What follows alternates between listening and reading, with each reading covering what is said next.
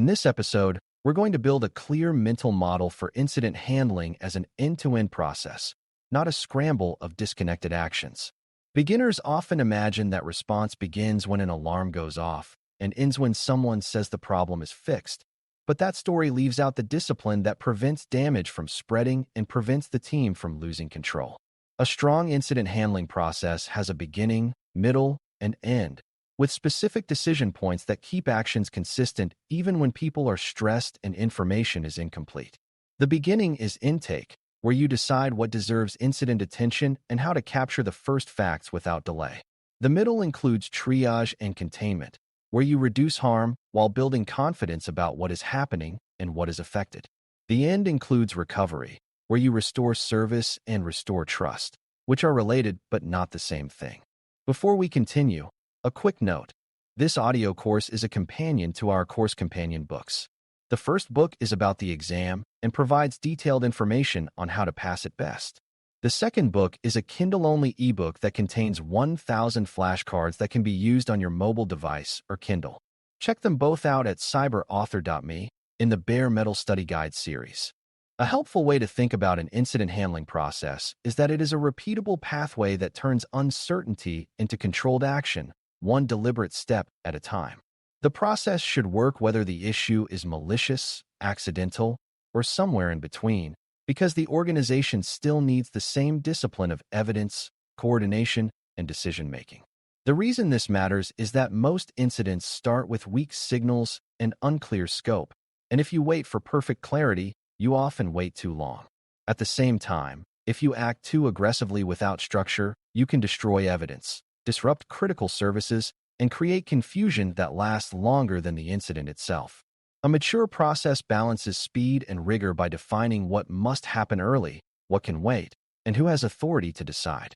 When the process is consistent, the organization can handle incidents more calmly because it is not inventing its approach in the moment. Intake is the first phase, and it is where a lot of incident handling quietly succeeds or fails because intake sets the tone for everything that follows. Intake means deciding when a signal becomes an incident candidate, capturing the initial facts, and creating a case record that the team can build on. Those initial facts should include what triggered attention, which identities or assets appear involved, and what the potential impact could be if the signal represents a real incident. Intake also includes a first-pass severity estimate and a confidence estimate, because those two ideas influence how quickly you escalate and how disruptive you allow containment to be. A common beginner mistake is to treat intake as a quick formality, but a sloppy intake forces later responders to recreate the early story under pressure.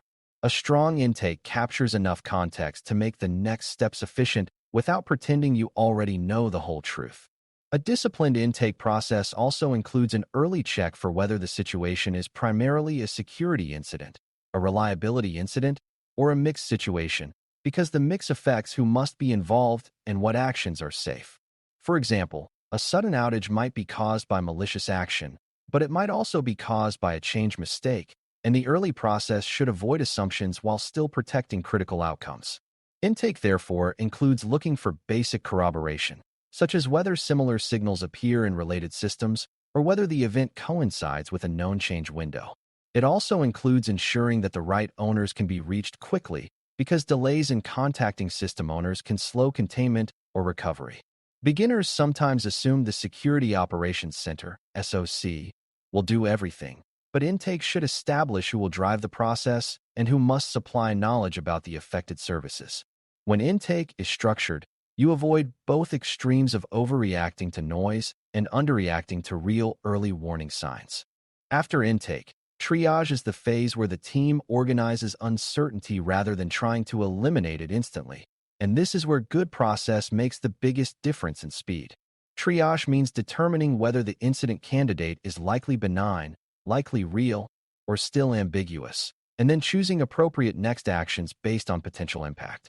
Triage is also where the team starts building a coherent hypothesis, not as a final conclusion, but as a working explanation that guides evidence collection and containment choices. A strong triage process asks what outcome is at risk, such as data exposure, integrity damage, or service disruption, and what pathways could plausibly lead to that outcome. It also asks what evidence would confirm or refute those pathways quickly, so the team does not collect data aimlessly. Beginners often confuse triage with investigation, but triage is more like sorting and steering, ensuring the team's attention goes toward the most meaningful risks first. During triage, the team also decides what immediate guardrails are needed while deeper investigation proceeds, because waiting for certainty can allow harm to expand. Guardrails are not always dramatic containment actions. They can be small boundary-tightening steps that reduce risk without disrupting service. For example, the team might limit certain high-risk access paths, increase monitoring focus on key assets, or temporarily pause a risky workflow until context is clearer. The key is that triage should produce a decision, even if the decision is simply to continue monitoring with specific checks, because triage that ends in indecision wastes precious time. This is also where severity and confidence should be treated as separate levers, because a high-impact possibility with low confidence still deserves faster attention than a low-impact certainty. Beginners should learn that triage is the discipline of acting proportionately under uncertainty, which is a core response skill. When triage is consistent, it reduces both missed incidents and unnecessary disruption. As triage progresses, evidence handling becomes increasingly important because the team must preserve facts while the environment is still close to what the attacker or failure created. Evidence handling at this stage means capturing key logs, time markers, identity context, and observed behaviors before containment actions change the state of systems. It also means recording what actions responders take, because responder actions can look like attacker actions later if they are not documented clearly. In cloud-centric environments, evidence handling also includes being aware of retention limits and distributed logging, because waiting too long can mean evidence simply disappears. Beginners sometimes assume they can always pull evidence later, but later is often when systems have been rebooted, policies changed, or logs rotated. The process should therefore define what must be captured early, even if it is only the most critical sources needed to confirm scope and timeline. When evidence discipline is built into early triage, the team can act faster later because it will not be forced to guess about what happened. Containment is the next phase, and it is where incident handling becomes visibly decisive because containment aims to stop the damage from getting worse. Containment does not always mean shutting things down. It means interrupting the path to harm in a way that fits the scenario and the organization's tolerance for disruption. If the working hypothesis involves credential misuse, containment might focus on limiting account access, invalidating sessions, and tightening privilege pathways, while preserving enough access to continue investigations safely. If the hypothesis involves an exploited service, containment might focus on isolating the affected service, reducing exposure, and preventing further interaction with the vulnerable entry point. If the hypothesis involves data misuse, containment might focus on restricting access to the dataset and preventing further export or modification until scope is understood. Beginners should understand that containment is a set of controlled moves, not a single dramatic action, and each move should be recorded with time and rationale to preserve the integrity of the investigation. Because containment can create business impact, a mature process includes decision discipline that weighs containment benefit against operational cost. This is where authority boundaries and escalation paths matter, because some containment actions can be taken immediately by the response team, while others require leadership approval due to potential customer impact or mission impact. A structured approach prevents containment from becoming either reckless or timid, because both extremes increase risk in different ways. Reckless containment can cause avoidable outages and destroy evidence, while timid containment can allow an attacker to continue operating or allow a failure to cascade. The process should also consider temporary compensating measures, such as increased monitoring and segmented access, when a full containment action would be too disruptive initially. Beginners often assume fast action is always best, but fast, coordinated action is best, and coordination requires a process that defines who decides and how decisions are documented. When this discipline exists, containment becomes both faster and safer. Containment should also include scope control, meaning the team deliberately determines what is likely affected and what is likely unaffected so actions are not blindly applied everywhere. Scope control matters because indiscriminate containment can disrupt unrelated systems, while insufficient containment can leave a foothold in place. A good process uses evidence and correlation to expand or narrow scope, such as checking whether other identities show similar behavior, whether other systems show similar network patterns, or whether the same indicators appear in multiple locations. Scope control also includes understanding dependencies, because an action on one component can affect downstream services and cause second-order failures that complicate recovery. Beginners should learn that scope is not a guess. It is a constantly updated conclusion based on available evidence, and the process should make that update explicit rather than leaving it in someone's head. As scope becomes clearer, containment can become more targeted, which reduces collateral disruption. A disciplined process treats scope as a living part of the case narrative. Once containment has stabilized the situation, the process shifts toward eradication and stabilization, which is the work of removing the cause of the incident and ensuring it cannot immediately reappear. Even when the word eradication is not used formally, the concept is simple. You do not want to restore service on top of the same unsafe condition that caused the incident. Stabilization might include removing malicious persistence, correcting a misconfiguration, closing an exposed pathway, or resetting compromised credentials, depending on the scenario. This step also includes validating that the environment is in a safer state than it was during the incident, not just that it is quiet for a moment. Beginners often assume that once the attacker is blocked, the work is done, but attackers may have multiple paths, and failures may have multiple contributing causes. The process therefore requires careful verification that the risky conditions were actually addressed, not just temporarily masked. Stabilization is the bridge between containment and recovery, and it is what prevents immediate relapse. Recovery is the phase where the organization restores normal operations, but a mature process treats recovery as restoring both availability and trust. Availability is the service being up, but trust includes confidence that the service is correct, that access is appropriate, and that data integrity has not been quietly damaged. Recovery, therefore, includes validating that systems function as expected and that critical controls are reestablished, such as access boundaries and monitoring coverage. It also includes validating that any emergency changes made during containment are either made permanent in a controlled way or rolled back safely, because emergency changes can create new risks if left unmanaged. Beginners sometimes think recovery is simply turning everything back on, but careless restoration can reintroduce the same vulnerability or reopen access paths that were closed temporarily. A disciplined recovery process proceeds carefully, confirming that the environment is stable and that monitoring is in place to catch recurrence quickly. When recovery is done with validation, the organization returns to normal with confidence rather than with lingering uncertainty. Recovery also requires coordination with stakeholders who depend on the affected services, because service restoration is often tied to business workflows and customer expectations. A strong process includes communication that explains what is restored, what limitations remain, and what monitoring is in place while the organization confirms stability. This communication should be careful to separate what is known from what is still being verified, because overconfident statements can harm trust if later discoveries contradict them. In incidents involving third parties, recovery can also depend on vendor actions, which means the process must include coordination steps that align internal recovery with external timelines and constraints. Beginners should see that recovery is both technical and organizational, because restoring service without restoring coordinated understanding can create operational chaos even if systems are functioning.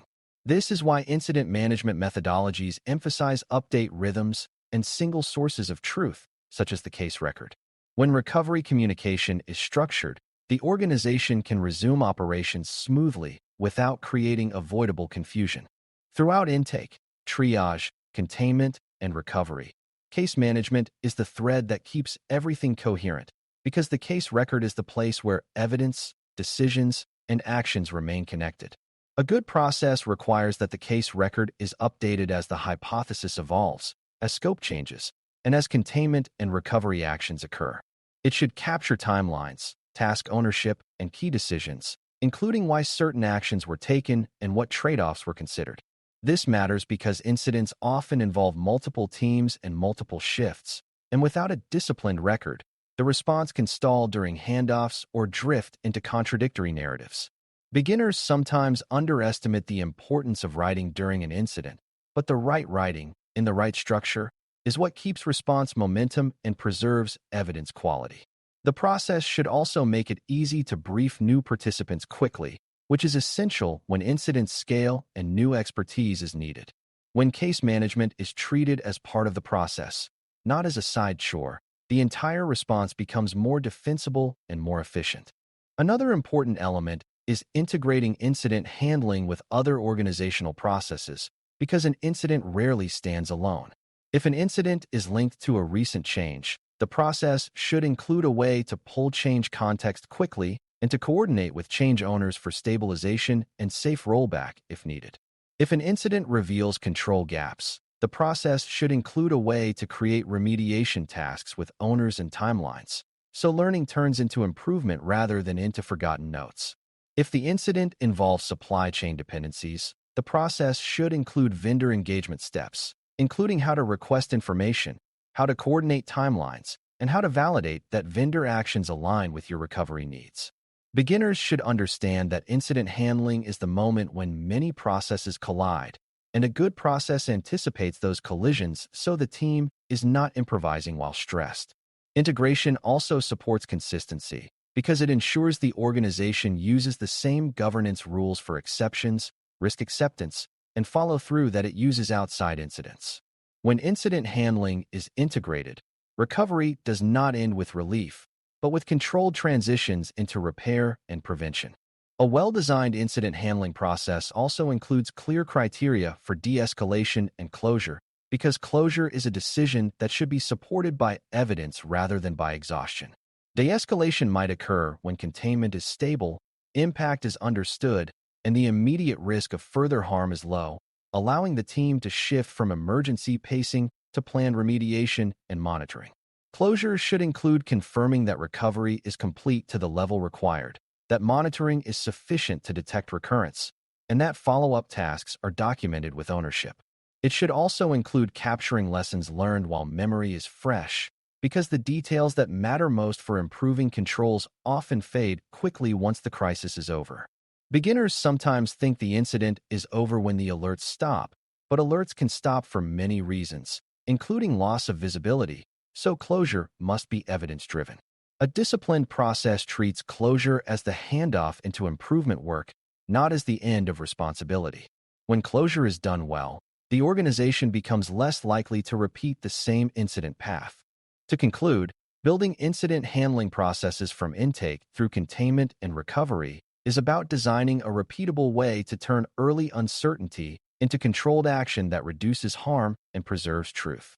Intake establishes the case, captures the first facts, and sets initial severity and confidence so the right people and priorities are engaged quickly. Triage organizes uncertainty into a working hypothesis, directs evidence collection, and selects proportionate guardrails that reduce risk while clarity grows. Containment interrupts the path to harm with coordinated actions guided by authority boundaries, scope control, and careful documentation so evidence and operations are protected at the same time.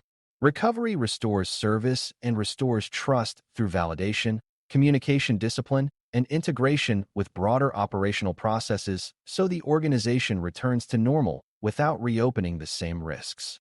When case management, evidence handling, and clear closure criteria run through every phase, the response retains momentum across teams and time and remains defensible under scrutiny.